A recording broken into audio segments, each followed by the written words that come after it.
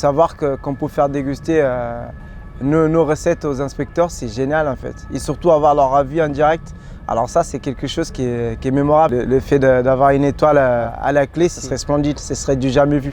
Ah bah c'est sûr, cette année c'est un enjeu de fou. Moi c'est mon rêve depuis que je suis gosse, donc quand on nous a annoncé ça, là-dedans c'était en train de bouillir. Je me suis dit putain, là c'est bon, on est arrivé la bonne année, et à la fois de se faire déguster par les inspecteurs, c'est dingo. Salut, c'est Charlie. Salut, c'est Claudio.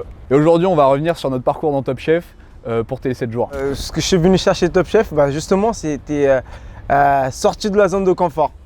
Je l'ai dit plusieurs fois, donc c'est vraiment ce côté où sortir de la zone de confort, où il faut réaliser quelque chose un peu de temps, où il faut utiliser la créativité, sortir de sa zone de confort. C'est vraiment ce que je suis venu chercher.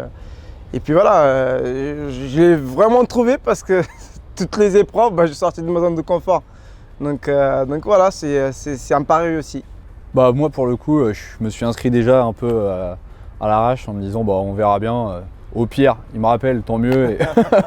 Et au final, je suis arrivé un peu sans trop d'objectifs ou quoi. Et juste, je voulais trouver un peu la trame vers laquelle j'avais envie d'aller pour ma cuisine, en sachant que j'avais déjà dans l'optique d'ouvrir mon resto en Normandie. Donc c'était un peu de trouver la trame vers laquelle j'avais envie d'aller plus tard, et que ça me conforte un peu dans l'idée de me dire que c'était le bon sens à prendre, quoi. Le fait de se voir à la télé, c'est assez drôle. Moi je rigole parce qu'il y a plein de choses que sur le feu d'action on fait, on dit qu'on n'y pense pas vraiment.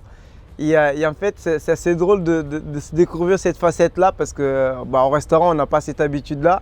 Et quand on est dans le rush comme au Top Chef, on finit par faire des choses ou dire des choses qu'en fait on n'a jamais imaginé de le faire et de le dire. C'est assez drôle, et en plus partager ça avec la famille, c'est juste très intéressant. Ah, pour le coup, de me voir à la télé et surtout de dire des dingueries sans faire exprès, parce que ça sort un peu comme ça vient, forcément ça m'a choqué moi, mais surtout mes proches qui sont en mode mais putain t'es vraiment irrattrapable, on peut pas te tenir. Je leur fais un effort, ma mère elle s'arrache les cheveux à chaque épisode en se disant mais vas-y mais calme-toi, t'es pas devant tes potes.